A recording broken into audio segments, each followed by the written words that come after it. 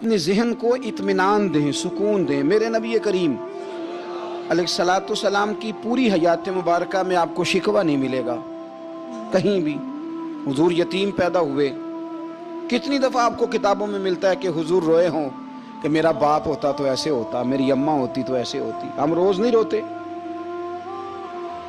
नबी करीम सल्लल्लाहु तआला अलैहि वसल्लम ने अपनी ज़िंदगी सारी आजमाइशों में गुजारी। कहीं आपको महसूस होता है कि नबी करीम सल्लल्लाहु अलैहि वसल्लम किसी के पास बैठे और फरमाया आओ मैं तुम्हें अपने दुख सुनाऊं?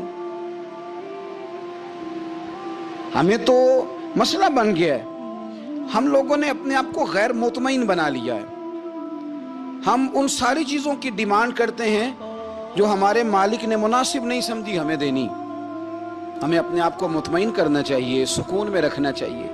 अगर आप थोड़ा सा अपने आप को सुकून दें, इत्मीनान दें, कहें अल्हम्दुलिल्लाह, अल्लाह तबारक व तआला जहाँ जिसको चाहता है वहाँ उसे बिठा दिया करता है। फिर हम लोगों का मनसब छीनना चाहते हैं, हसद करते हैं, बुग़्ज़ पैदा होता है, अदावत पैदा होती है, नुकसान होता है। फितरी तौर पर जो सलाहियतें अल्लाह ने दी होती हैं उनको भी जंग लग जाता है। जंग लगने लगता है उन सब चीज़ों को जो अल्लाह ने अपने फजल से हमें दी होती हैं। तो बात को याद रखें, ज़िंदगी में आप मुतमईन हो जाएं कि रब करीम ने जो दिया है वो कमाल ही दिया है, कमाल ही। हुजूर की एक ज़ौजा मोहतरमा थी तो उनके हाथ ज़रा लंबे थे, मोमिनों की माँ।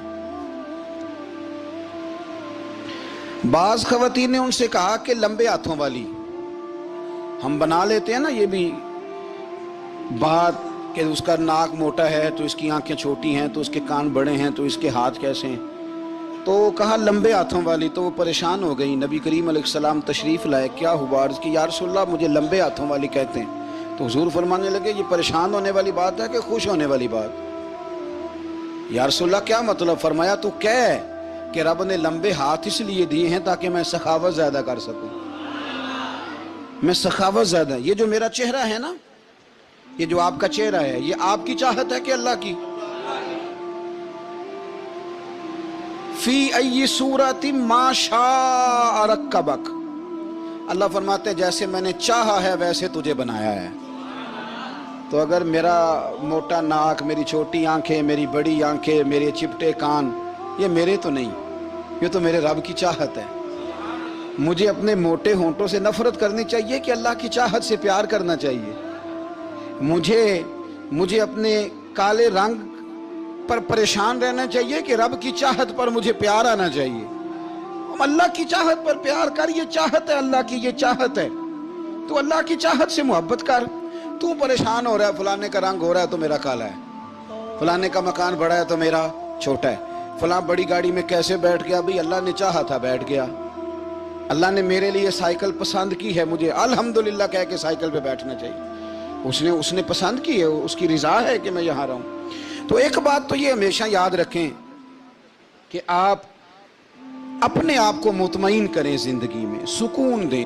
नफ्सियाती तौर पर हम बड़े डिस्टर्ब इसलिए हैं कि हम बेसुकून रहते हैं जानबूझ के, वजह ही कोई नहीं। लेकिन ना, जब तक जिंदगी है अल्लाह ने जिंदा रखना है, और जब वक्त आ जाना है तो फिर कोई हमें बचा सकता, तो टेंशन किस बात की, डिप्रेशन किस बात का?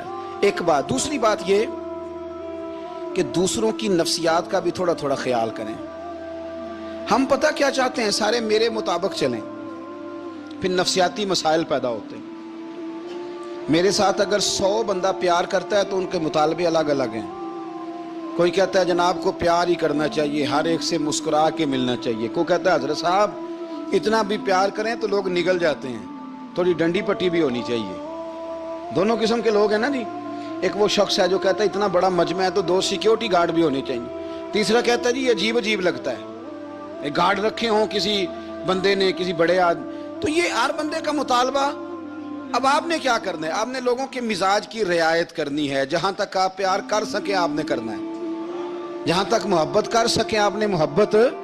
नबी पाक ना बच्चों के मिजाज का ख्याल करते, छोटे बच्चों। हुजूर पास से गुजरते तो फरमाते अस्सलामु अलैकुम। एक बच्चे ने ना हुजूर के कपड़ों पर पेशाब कर दिया था, उसकी माँ परेशान हो गई, बुखारी है। या रसूलल्लाह वो बच्चा था, पता नहीं चला। तो नबी पाक फरमाने लगे क्या हो गया? वो बच्चा है, अल्लाह ने पानी पैदा किया ना, अभी इस पे पानी बहाएंगे सब ठीक हो जाएगा। وہ بچہ ہے. لیکن حاجی صاحب گھر میں بگڑ جاتے ہیں. پوتا اگر پیشاب کر دے کہتے ہیں میں نماز پڑھنی ہوتی ہے, وہ بگڑ جاتے ہیں. پیر صاحب بگڑ جاتے ہیں اس بات پہ, علامہ صاحب بگڑ جاتے ہیں. سیٹھ صاحب کہتے ہیں پتہ ہی نہیں بچے نے پیشاب کر دیا ہے. حضور نے فرمایا کہ بچہ بچہ ہوتا ہے, وہ چھوٹا ہے, اس کا ایک مزاج ہے, اس کا ایک مطالبہ ہے. اب آپ یہ کہیں کہ وہ بڑا مجھے پاک صاف سمجھتا ہے تو اس رویے سے میرے ساتھ وہ ملاقات کرے. آپ اس کے مزاج کی رعایت کریں گے. نبی کریم کے غلام کے بیٹے ہیں حضرت اسامہ بن زید, نواسوں کی بات نہیں سنا رہا. زید بن حارثہ حضور کے غلام تھے, ان کے بیٹے ہیں. چھوٹی عمر تھی, ناک بہ رہا تھا. ویسے دادا جی ناک صاف کر دیتے ہیں پوتے کا؟ ہو سکتا ہے وہ ڈانٹ دیں کہ چل دوڑ جا, کتنا گندا, اماں سے کہا تیرا ناک صاف کرے, چل نلائق. نانا بھی کہا چل بھاگ جا, کیونکہ وہ حاجی صاحب نے وضو کرنا ہے, نماز پڑھنی ہے, تو ان کے قریب یہ چیز آ گئی تو بڑا مسئلہ بن جائے گا. نبی کریم صلی اللہ علیہ وسلم نے کہا عائشہ اسامہ کے ناک بہ رہی ہے, صاف کر دو. حضرت عائشہ کہتی ہے میں ذرا اٹھی کو کپڑا دیکھ لو تو حضور جلدی سے اٹھے. ایک روایت تو یہ ہے کہ حضور نے ناک پونچھ دیا, اور دوسری میں کہ نبی پاک قریب پہنچ گئے. جناب عائشہ کہتے ہیں میں نے ہاتھ پکڑ لیا, میں نے کہا حضور کپڑا لینے گئی تھی, آ گئی. کہتے میں نے اپنے ہاتھوں سے ان کی ناک صاف کر دی, ریٹ صاف کر دیا.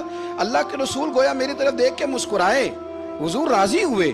بچے تو بچے ہوتے ہیں, بچے تو بچے ہوتے ہیں. اب آپ کو بچہ حاجی صاحب مانے, پہلے نمازی صاحب مانے, آپ کو پہلے بچہ جو ہے وہ بڑا سیاںہ مانے, سمجھدار مانے, عقل مند مانے, پیر صاحب مانے. چھوٹا بچہ تو وہ نہیں مان سکتا. آپ اس کی نفسیات کے مطابق اس کے ساتھ چلیں. آپ رویہ وہ رکھیں کہ وہ بچہ ہے, وہ چھوٹا ہے. حضور بچوں کے پاس سے گزرتے تھے تو انہیں سلام کہتے تھے. آپ بھی کہتے ہیں, آج سے کہیں گے. حضور گزرتے چھوٹے کہتے السلام علیکم. اور نبی پاک صلی اللہ علیہ وسلم کبھی کبھی نا بچے کھیل رہے ہوتے تو حضور بیٹھ جاتے, فرماتے یار میرے سینے سے تو لگو. حضور زمین پہ بیٹھ جاتے, بچہ یوں ہاتھ پہ, بچہ دوڑا آتا, حضور کے سینے سے جب لگتا تو نبی پاک گر جاتے اور فرماتے اوئے ہوئے تم نے تو مجھے گرا ہی دیا ہے. یہ بچوں کے ساتھ آپ جو رویہ رکھیں گے وہ میٹھا ہوگا. اب آپ کہیں کہ چونکہ اب میں ایک عہدے پہ ہوں, میں ایک منصب پہ ہوں, تو یہ آپ کی نفسیاتی کمزوری ہے. پھر کیا ہوتا ہے, بچوں کو ڈانٹ کے رکھا جاتا ہے, بے جا ڈانٹ ڈپٹ, بے جا سختی, اور بے جا ان کے ساتھ رویے, اور ان کے ساتھ بڑی عجیب و غریب قسم کی جو ہے وہ ہماری جو ہے وہ گھٹن, گیپ آ جاتا ہے بچوں کے درمیان. بچے, میں کہا کرتا ہوں, پھر بچے ہمیں دکھ نہیں سناتے, وہ پھر غلط آدمی کو دوست بناتے ہیں, پھر اس غلط آدمی کو اپنی بات بتاتے ہیں, غلط آدمی رازدار بن جاتا ہے. آپ ان کی نفسیات کے مطابق ان سے پیار کریں, انہیں ٹائم دیں. آپ دیکھیں یہ کیا سوچتے ہیں, کیا کہتے ہیں, کس طرح کا ان کا رویہ ہے بچوں کے ساتھ. پھر نوجوان جب کوئی ہو جاتا ہے تو اس کی سوچیں جوان ہو جاتی ہیں. نوجوانوں سے معذرت کے ساتھ نبی پاک علیہ السلام نے نوجوانوں کی حکومت سے پناہ مانگی, نوجوانوں کی حکومت سے پناہ مانگی ہے, اس لیے کہ نوجوان بڑی جلدی پیار بھی کرتا ہے اور بڑی جلدی نفرت بھی کرتا ہے. سوچیں مضبوط نہیں ہوتی. نوجوان آدمی, جوان آدمی, بکھری ہوئی سوچیں ہوتی. میرے رسول کریم صلی اللہ علیہ وسلم نوجوانوں سے ان کے مزاج کے مطابق ڈیل کرتے تھے, ان کی طبیعت کے مطابق ان کی ذہن سازی کرتے تھے. ہم نہ جوانوں کو وقت نہیں دیتے, ہم مطالبہ کرتے ہیں نوجوان سے کہ وہ ہے نوجوان, باتیں بوڑھوں والی کرے. اگر جوانی میں بوڑھوں والی باتیں کرے تو پھر تو شیخ سعدی کہتے ہیں سارے بوڑھے چھوڑ کے اس نوجوان کے پاس بیٹھو, اس کے پاس فیض زیادہ ہے. اگر ایسا ہو جائے, کیونکہ در جوانی توبہ کردن شیوہ پیغمبری, یہ تو اچھی بات ہے, لیکن میرے عزیز اگر ایسا نہ ہو, ایسا ممکن نہ ہو, تو پھر نوجوان کو آپ اس کی طبیعت کے مطابق ڈیل کریں. آپ اس کی سوچ دیکھیں, اس کا رویہ دیکھیں, اس سے پیار کریں. نبی کریم علیہ السلام کے پاس ایک نوجوان داخل ہوا, اندر داخل ہوتے ہی اس نے فٹافٹ ایک بات کر دی. کہنے لگا یا رسول اللہ مجھے زنا کی اجازت دے دیں. میرے جذبات بہت بھٹک گئے, میں روک نہیں سکتا. ہمارے ہاں ہمارے گھر میں کوئی فون کرے تو ہم غیرت مند بن جاتے ہیں. میری غیرت کو گوارا نہیں کہ کوئی میرے گھر میں فون کرے, اور اگر میں کسی کے گھر میں فون کروں تو پھر غیرت کدھر گئی؟ پھر بھی آپ غیرت مند نہیں صاحب, پھر بھی آپ غیرت مند نہیں. اگر آپ کسی کے گھر فون کرتے ہیں آپ غیرت مند نہیں، تو یاد رکھیں اگر آپ یہ حرکت کر رہے ہیں تو پھر آپ کو بھی تھوڑا احساس ہونا چاہیے نا۔ نبی کریم